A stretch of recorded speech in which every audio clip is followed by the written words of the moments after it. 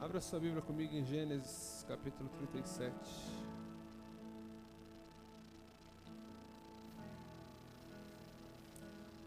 A palavra do Senhor nos diz assim: Jacó ficou morando na terra de Canaã, onde o seu pai tinha vivido. Esta é a história da família de Jacó. Quando José era um jovem de 17 anos, cuidava das ovelhas e das cabras junto com seus irmãos, os filhos de Bila e de Zilpa, que eram mulheres de seu pai. E José contava ao pai todas as coisas erradas que seus irmãos faziam. Jacó era velho quando José nasceu e por isso ele o amava mais do que a todos os seus outros filhos. Jacó mandou fazer para José uma túnica longa de mangas compridas. Os irmãos viam que o pai o amava mais a José do que a eles e por isso tinham ódio dele e eram grosseiros quando falavam com ele. Certa vez José teve um sonho e contou aos seus irmãos. Aí é que eles ficaram com mais raiva dele, porque ele disse assim: escutem o que eu vou dizer, escutem o que eu vou contar o sonho que eu tive. Sonhei que estávamos no campo amarrando feixes de trigo. De repente o meu feixe ficou de pé e os feixes de vocês se colocaram em volta do meu e se curvaram diante dele. Então seus irmãos perguntaram assim: quer dizer que você vai ser nosso rei e que vai mandar em nós? E ficaram com mais ódio dele ainda por causa dos seus sonhos e do jeito que ele os contava.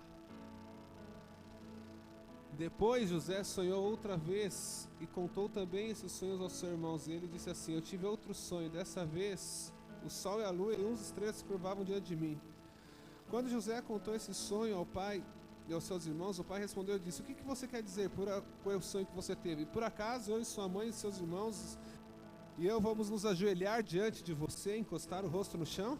E os irmãos de José tinham inveja dele, mas o seu pai ficou pensando no caso. Um dia os irmãos de José levaram as ovelhas e as cabras de seu pai até os pastos que ficavam perto da cidade de Siquém. Então Jacó disse a José: venha cá, vou mandar você até Siquém, onde os seus irmãos estão cuidando das ovelhas e das cabras. Estou pronto para ir, respondeu José. Jacó disse: vá lá e veja se os seus irmãos e os animais vão bem, e me traga notícias. Então dali do vale de Hebrom, Jacó mandou que José fosse até Siquém, e ele foi. Quando chegou lá, ele foi andando pelo campo. Aí um homem o viu e perguntou: o que você está procurando? Estou procurando meus irmãos, respondeu José. E eles estão por aí, em algum pasto, cuidando das ovelhas e das cabras. O Senhor sabe onde foram? O homem respondeu: eles já foram embora daqui. Eu ouvi quando disseram que eu ia para Dotã. Aí José foi procurar os seus irmãos e os achou em Dotã. Eles viram José de longe e antes que chegasse perto começaram a fazer planos para matá-lo. E eles disseram: lá vem o sonhador, venha, vamos matá-lo agora. Depois jogaremos o corpo num poço seco e diremos que um animal selvagem o devorou. Assim veremos no que vão dar os sonhos dele. Quando Rúben ouviu isso, quis salvá-lo dos seus irmãos. Não vamos matá-lo, não derramaremos sangue. Vocês podem jogá-lo neste poço aqui no deserto, mas não o machuquem. Rúben disse isso porque planejava salvá-los dos seus irmãos e mandá-lo de volta ao pai.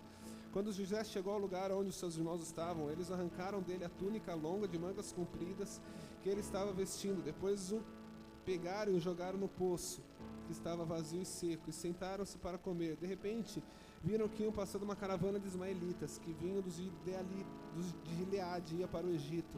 Os seus camelos estavam carregados de perfumes e de especiarias. Aí Judá disse aos seus irmãos: o que vamos ganhar se matarmos nosso irmão e depois escondermos a sua morte? Em vez de o matarmos, vamos vendê-los a esses ismaelitas. Afinal de contas, é nosso irmão, é nosso sangue.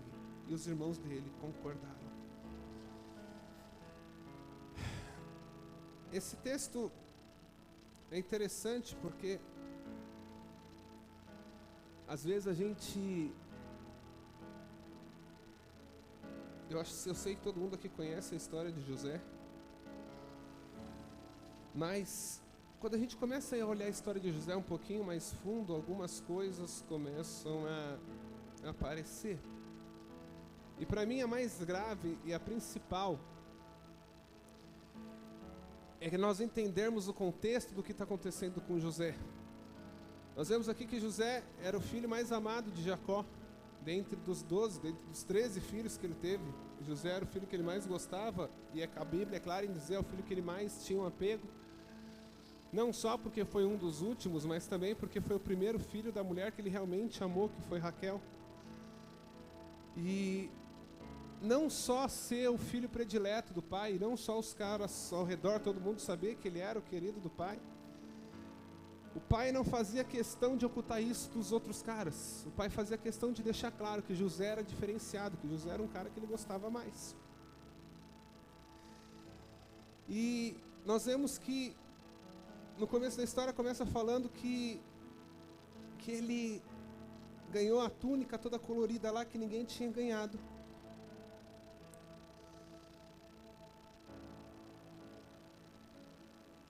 E quando ele ganhou essa túnica,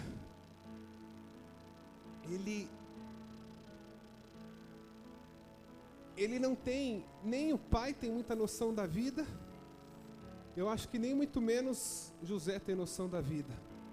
Porque por mais que ele pudesse gostar mais de José, ele deveria pensar que isso causaria alguma coisa errada. E sempre que eu ouvi falar de José na minha vida, eu sempre ouvi falar de José, eu nunca ouvi ninguém falando nada contra José. Sempre José é a maior referência de tudo. E em José eu começo a ver algo que a gente vai para outro lugar daqui a pouco, para outro texto, mas em José eu começo a ver algo que a gente tem que tomar muito cuidado. Imagina comigo qual que era a verdadeira e real intenção que havia no coração de José. E a gente tem que começar a entender que nada é inocente como a gente pensa. Tem um versículo aqui.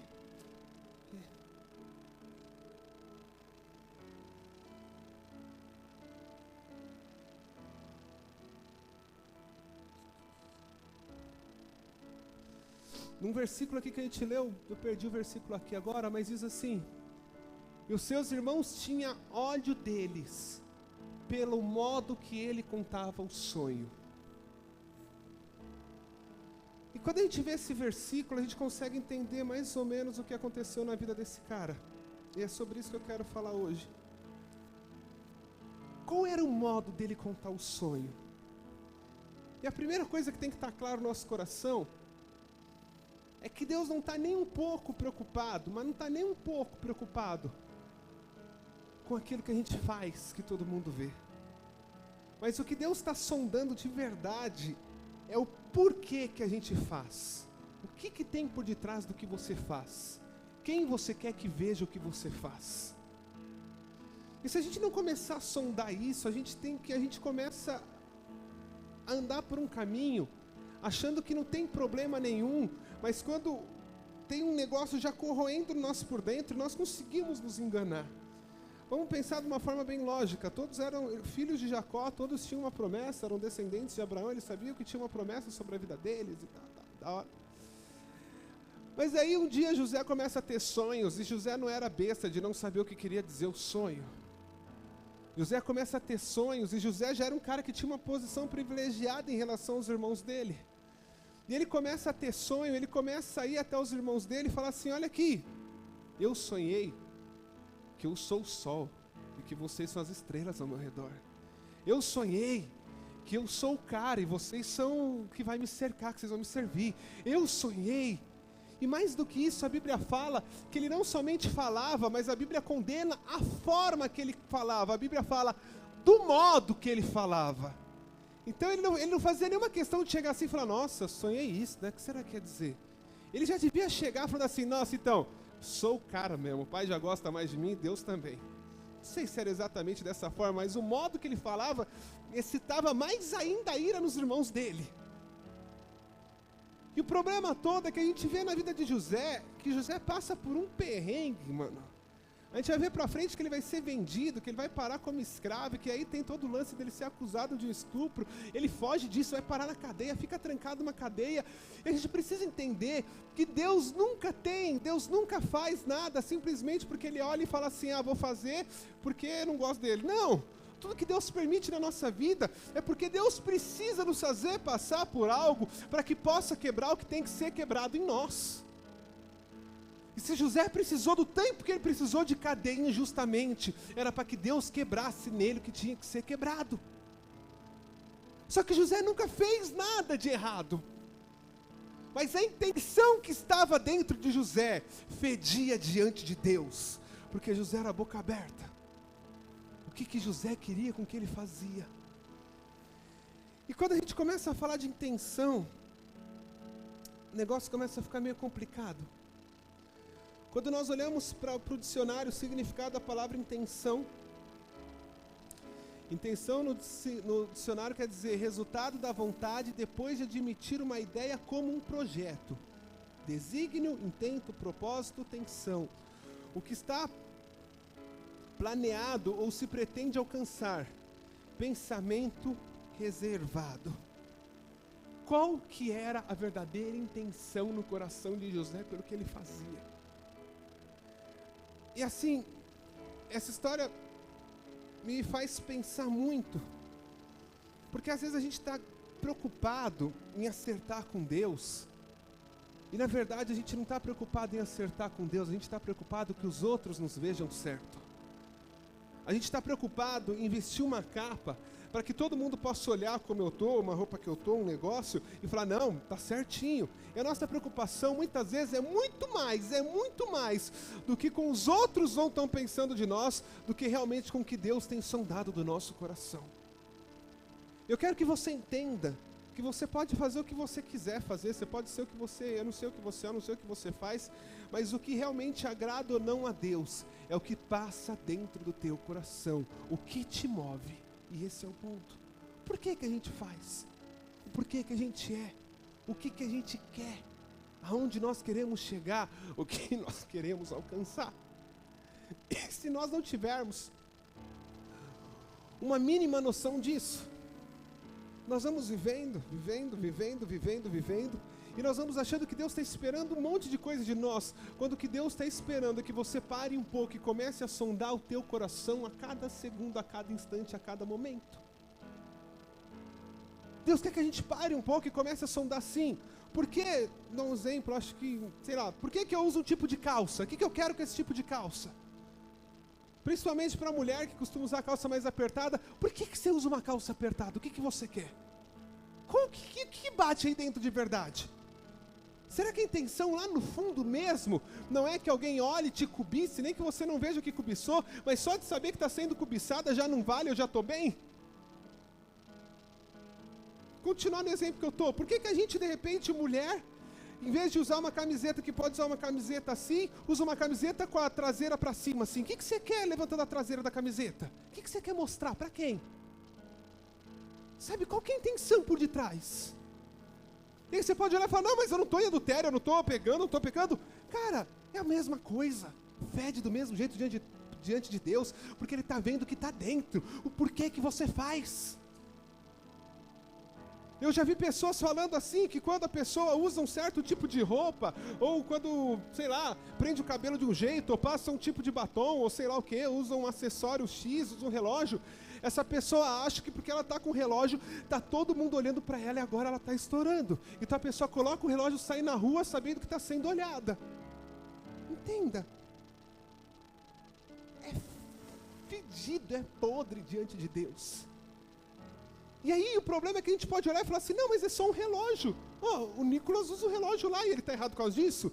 Não, para o Nicolas pode não ter problema nenhum usar o relógio. Mas se esse relógio corrompe o meu coração, se esse relógio me faz achar que eu sei lá o quê, está errado diante de Deus.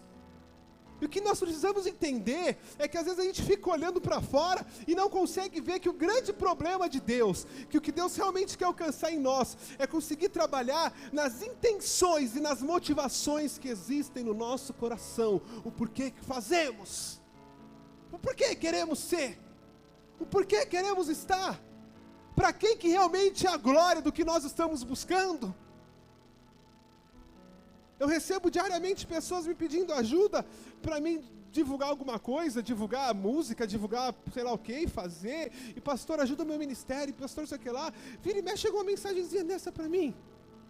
O que a gente quer com isso? Sabe qual que é a intenção? E esse é o perigo. Esse acho que é o campo mais perigoso. Porque eu posso falar assim, não, a intenção é que a palavra seja pregada. Mas a minha intenção não é que a palavra seja pregada, a intenção é que meu nome seja conhecido. Entenda qual que é a intenção que te move, o porquê que você faz.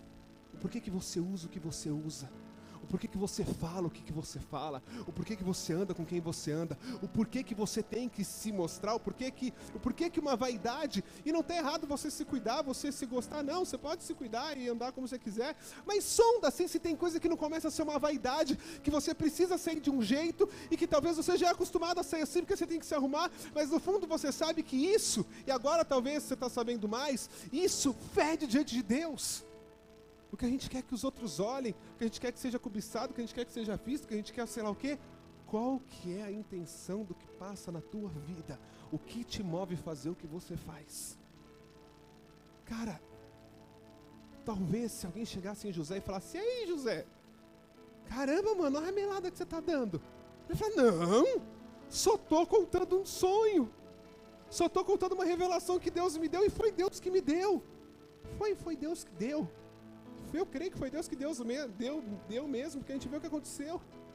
Mas para que Deus deu? Para que você usa o que Deus te deu? E o certo seria José ter sonhado com isso, visto isso, guardado no seu coração, conferido em si, e colocado diante de Deus e começar a adorar. Se fosse para acontecer, aconteceria. Agora, o que barrou a obra de Deus na vida de José foi ele usar o que seria o plano de Deus para se ensoberbecer em cima dos outros caras. Foi falta de sabedoria misturado com falta de noção, misturado com falta de tudo isso aí.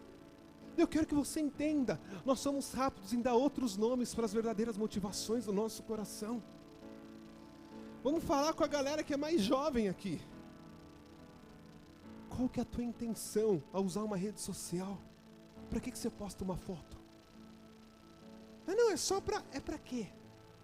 Se não for para glorificar verdadeiramente a Deus, não posta. Melhor não postar. Por que a gente faz? Culto de segunda aqui é um inferno. Porque vê um monte de gente que não é da igreja, no meio do louvor a gente só vê celular para cima. Para que você está filmando? Toda a música que o Gabriel canta aqui tem no YouTube muito mais melhor tocado, gravado, editado e feito do que você vai fazer com o teu celular, com o maior barulho, com desafinado do teu lado, um monte de fumaça. Tem muito melhor na internet. Por que você faz? Para postar que você teve lá, que você viu? Para marcar? Qual que é a intenção? Entenda, a nossa vida é movida de intenções e de motivações. E se a gente não sabe identificar a verdade, a gente vai falar assim, não, é porque depois eu quero orar, depois é porque eu senti a presença de Deus, é porque... Cara, se você sentisse a presença de Deus, você ia nem lembrar que tem celular para tirar do bolso. Qual que é a intenção?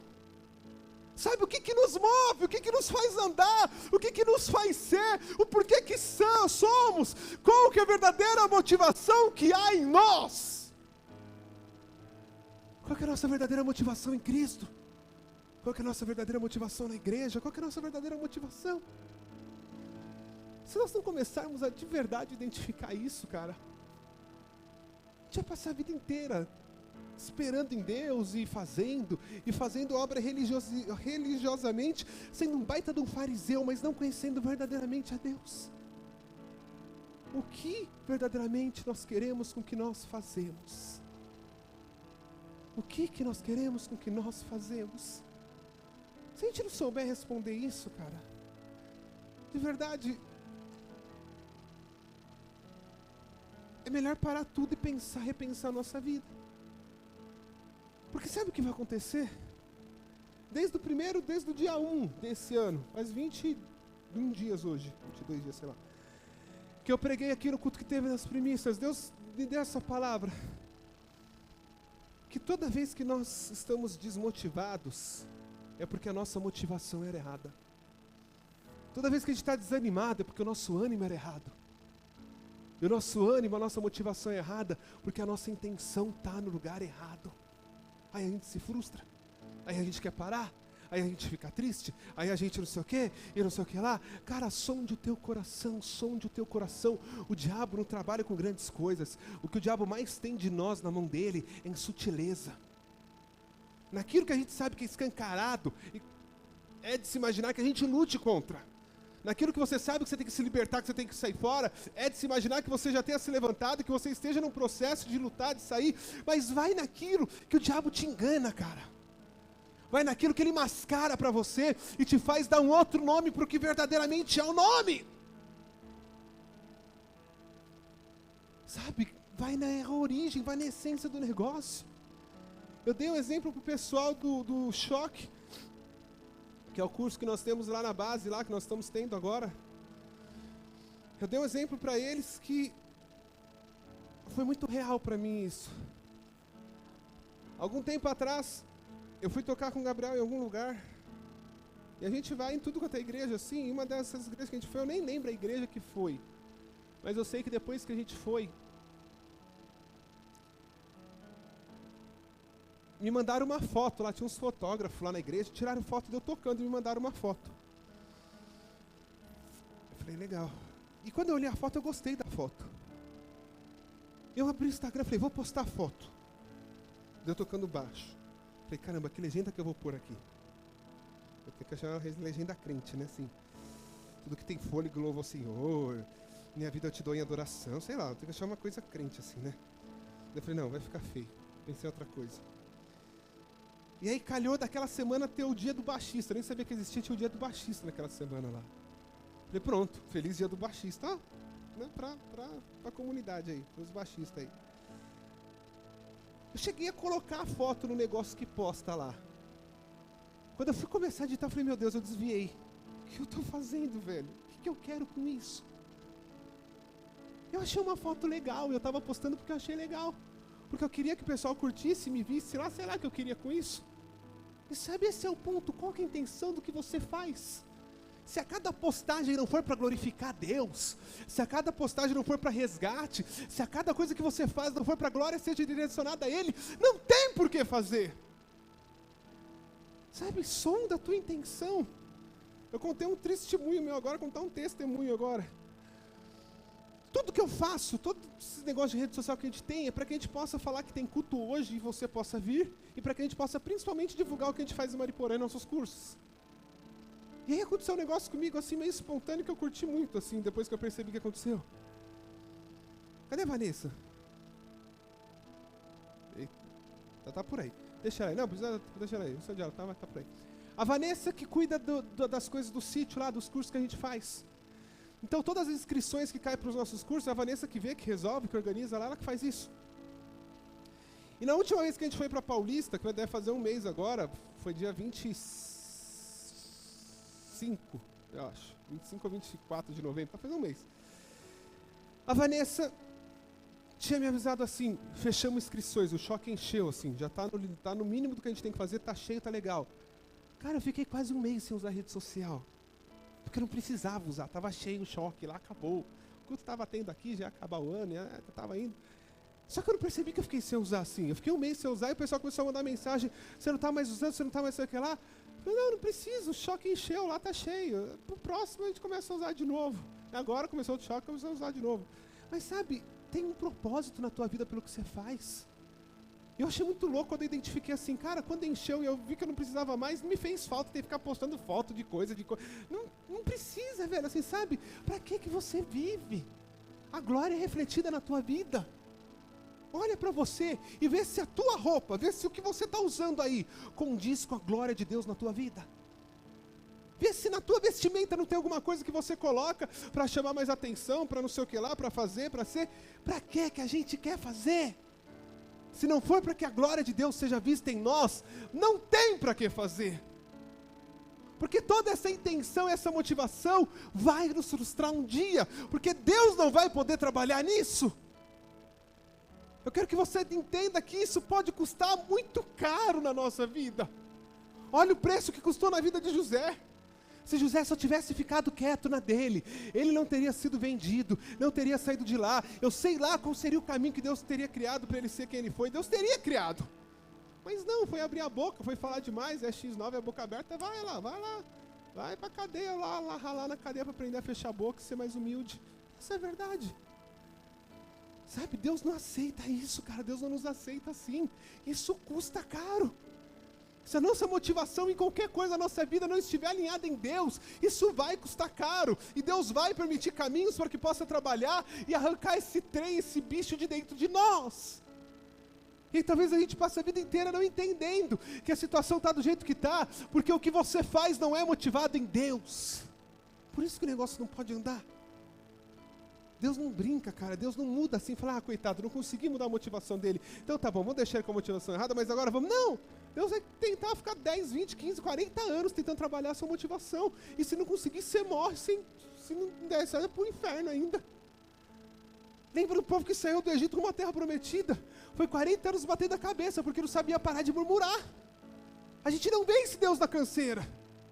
Então eu quero que você abra seus olhos, porque esse negócio é muito sutil. Uma murmuração eu percebo quando eu faço. Agora uma roupa que eu coloco, uma foto que eu posto, um negócio que eu uso, um sei lá o quê, a gente não percebe. A gente não percebe. E a gente coloca outro nome para isso. A gente dá um nome mais bonitinho para poder fazer. Só que Deus conhece a raiz do que nós somos. Deus conhece a raiz do que você é. Deus sabe para que você vive. Deus sabe qual que é a tua motivação. Deus sabe qual que é a tua intenção. Deus sabe o que você quer. Deus sabe o porquê que você se levanta. Deus sabe o porquê que você se deita. Deus conhece a raiz do que você é. E se a tua raiz não for nele, você não tem parte com ele.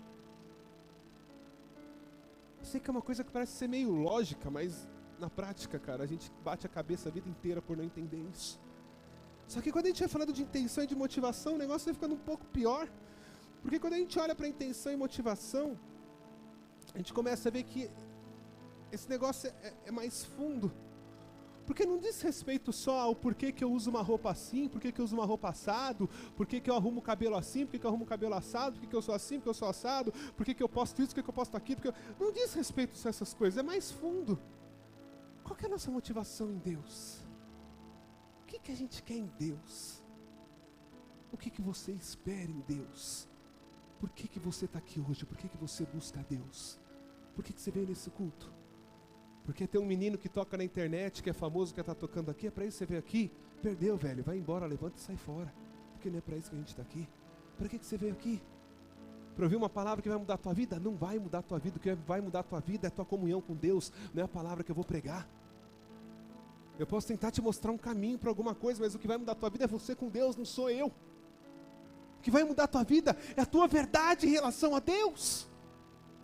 É você chegar e começar a sondar tudo que você faz, o porquê que você faz, o que você quer alcançar com isso.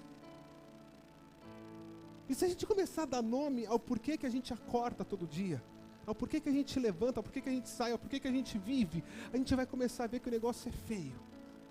Se a gente começar a se deixar ser sincero, e cara, assim, você tem dois caminhos agora.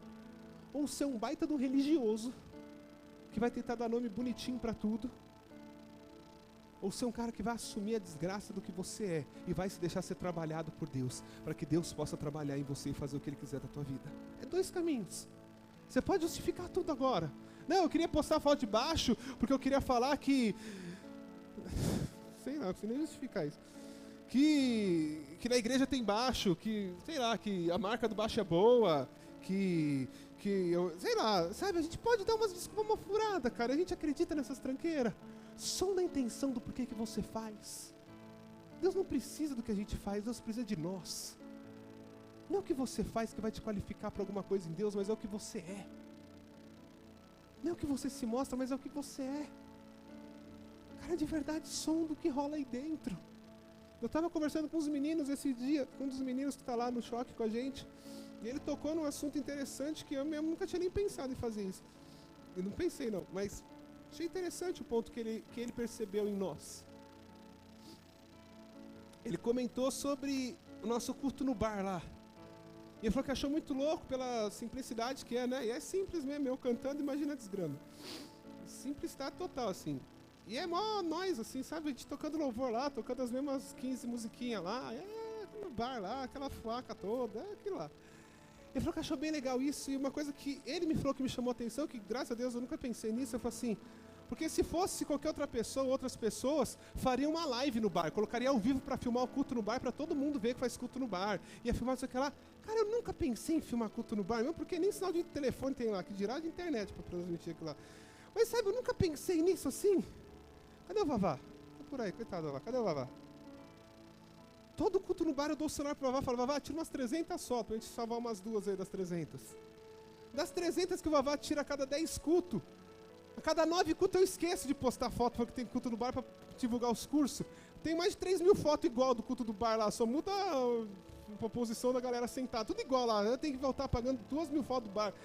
Porque não é pra isso, sabe? Eu não quero mostrar o que eu faço no bar, não quero mostrar o que eu sou. A gente precisa mostrar, porque senão não estaria essa galera toda aqui. Vocês vieram porque vocês viram isso, mas não é uma coisa que assim, nossa, eu vou mostrar porque... Não, caralho, é um trampo fazer isso, sabe? Qual a intenção disso? Se você faz, você é assistido por Deus, não é por homens.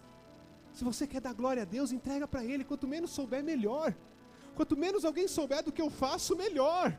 Quanto menos alguém tiver que ver o que eu faço, e Deus estiver vendo, melhor.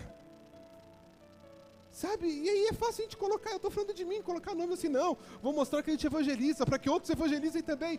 Não, cara, quiser evangelizar, vai evangelizar, não, sabe? A verdade é que se eu estivesse colocando é porque está errado aqui dentro, que eu quero que os outros vejam, nossa, que legal, como eles são, não sei o que lá. Não, cara, não é isso, cara. A intenção não é essa, não é para isso. Deus sabe que a cada coisa que eu coloco é o som do porquê que eu coloco. Cara, sonda a intenção do teu coração. Sonde a motivação do teu coração. Você pode levantar daqui e justificar tudo e continuar vivendo. Só que o problema é que esse negócio vai um pouco mais fundo. A raiz é um pouco mais funda. A gente aprende, a gente é doutrinado, a gente é ensinado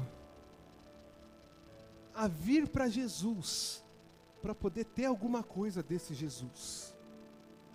Então a gente aprende que qualquer coisa que nós estaremos nele, porque estando em Jesus seremos livres do inferno, estando em Jesus teremos alegria, estando em Jesus teremos paz, estando em Jesus teremos dinheiro, estando em Jesus teremos um casamento abençoado, estando em Jesus, sei lá. A gente vem para Jesus porque a gente quer coisas. E essas coisas são relacionadas de acordo com a vontade do nosso coração. Infelizmente a gente vive dias hoje onde é ministrado que a gente precisa sonhar. Onde de cima do púlpito a gente está cansado de pessoas sendo assim, sonhe que Deus realiza, Deus quer realizar os seus sonhos, a gente aprende isso. E a nossa motivação aí até Cristo passa a não ser mais genuinamente pelo que Ele fez nessa cruz, passa a ser fundamentada, passa a ser alicerçada no que nós queremos receber dEle. E aí a hora que não acontece aquilo que a gente esperou que fosse acontecer, a gente se frustra com Ele. E aí a hora que a gente tenta lembrar para falar, puxa, mas Jesus morreu por mim, cara, hoje eu tenho salvação porque um dia Ele pagou o preço.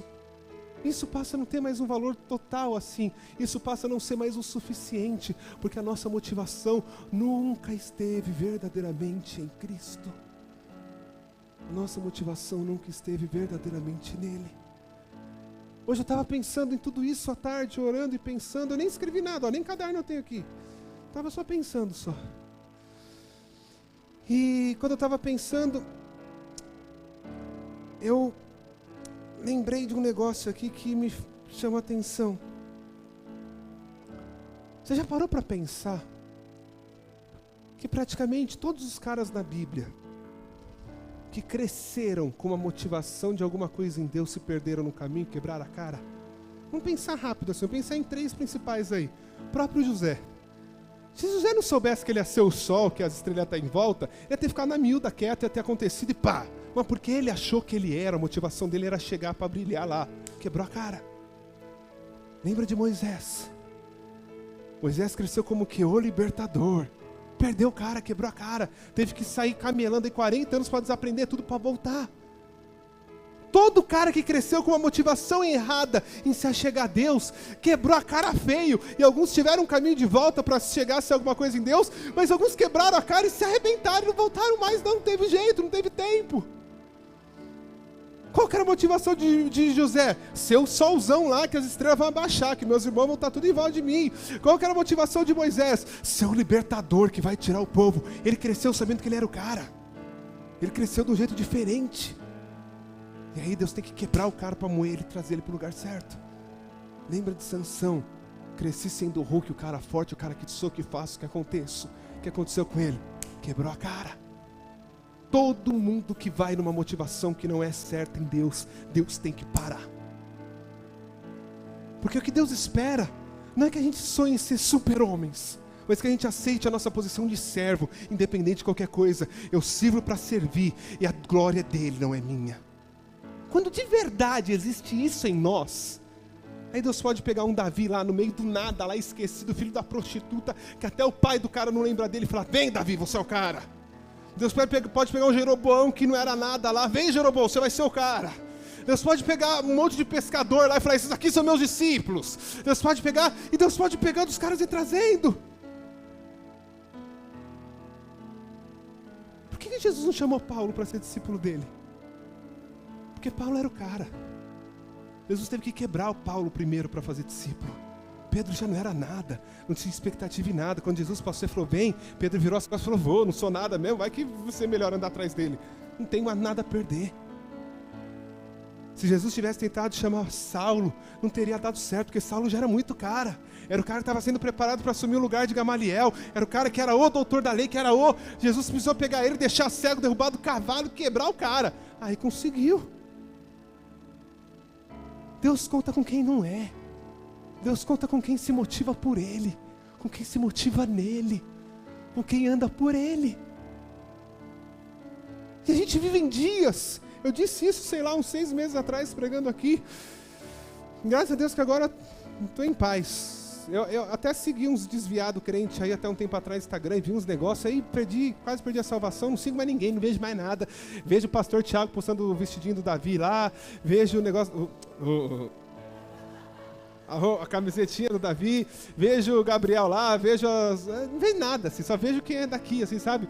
Tô em paz, assim, não vejo mais os desviados postando besteira. Porque você vê nego postando assim, olha, onde eu cheguei, hoje eu tenho 2 milhões, 1 milhão, não sei quantos milhões você quer lá, assim do jeito que eu sonhem também. Todo mundo vai ter um canal no YouTube com 5 milhões de pessoas, não vai sobrar gente no mundo, vai precisar de outro planeta se todo crente tiver um canal desse. Cada um é cada um, cara. Eu não posso virar e falar, olha, como eu sou, você vai ser também. Não, Deus tem alguma coisa para você. E é nisso que você vai ser completo. E eu que vigie se eu tiver um lugar mais em destaque, de não deixar corromper meu coração, porque se eu corromper, eu posso ser só usado a vida inteira e ir para o inferno. Posso ser só um cano que a água passou, que alcançou um monte de gente, abasteceu, mas eu mesmo, ele naquele dia virar e falar, eu não te conheço, aparta-te de mim. Você fez o que você quis fazer, eu te usei, mas ó, não tenho nada com você. Cada um é cada um, mano. Cada um é cada um, se descubra em Deus, descubra a sua identidade em Deus, volta os teus olhos para Ele, volta os teus olhos para o foco, volta os teus olhos para o lugar certo. A nossa motivação tem que voltar a ser Ele. O nosso fazer, o nosso estar, o nosso andar, não pode mais ser para que Ele faça, para que Ele levante, para que Ele seja, para que eu seja, porque... Não, tem que ser porque eu amo servir o meu Deus, tem que ser porque eu amo o sacrifício dessa cruz, e Ele por Ele me basta, é por isso que eu faço. E se Ele quiser fazer mais alguma coisa, eu estou aqui para servir. Seja evidência ou não, seja ali ou não, seja ali, eu estou aqui para servir. Ontem eu estava dizendo aqui para vocês, para quem estava aqui, sobre o que eu estava lembrando quando eu era pequeno, e das igrejas que eu frequentei quando eu era pequeno. Eu era muito pequenininho, cresci, um monte de igreja mais tradicional.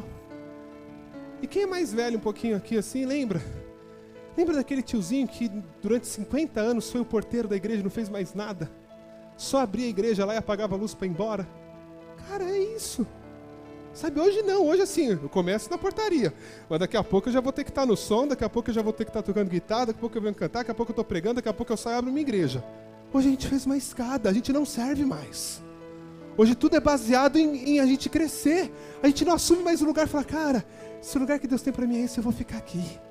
Acabou, eu vou servir aqui, eu vou ser feliz aqui. Pai, eu estou aqui para te servir, eu não preciso forçar a barra, o Senhor sabe que tem um servo aqui, no que precisar, estou aqui, ó. E é nisso que a gente se alegra. Sabe por que tem tanto nego desviado e desmotivado hoje? Porque a nossa motivação nunca foi Deus. Ele chega uma hora que cansa. Sabe por que eu vou sair? A gente vai sair aqui para entregar a marmita hoje e vai encontrar um monte de crente lá, porque esperaram alguma coisa de Deus, que Deus nunca falou que faria por esses caras. Colocaram uma expectativa em Deus que nunca aconteceu, e aí o cara se frustra, e o cara vai pra rua, e o cara vai ser um andarilho, o cara desiste de tudo, porque a expectativa em Deus dele não estava certa, porque se estivesse em Deus, ele nunca chegaria no ponto que ele chegou. E o grande lance é parar e falar, eu tenho que rever as minhas motivações, as minhas intenções, o porquê que eu faço, o porquê que eu quero, o porquê que eu sou, aonde eu quero chegar, o que eu quero ser, por que eu quero fazer, por que eu quero fazer, por que eu quero estar, o que eu quero com isso. Esses dias agora eu estava conversando com uma pessoa, com um amigo meu que vai casar, e Eu encontrei ele veio me dar o convite de casamento dele. E ele começou a falar do casamento dele, de tudo que ele está gastando. E aí ele colocou uma conta lá de, sei lá quantos milhões já que ele está gastando lá, assim. E ele começou a falar as coisas que vai ter no casamento dele, assim. E eu comecei a ficar assustado, assim, falar, misericórdia, assim, mas é um negócio absurdo, assim, na minha cabeça. E eu, pra mim, cadê o Tevinho? Tá por aí.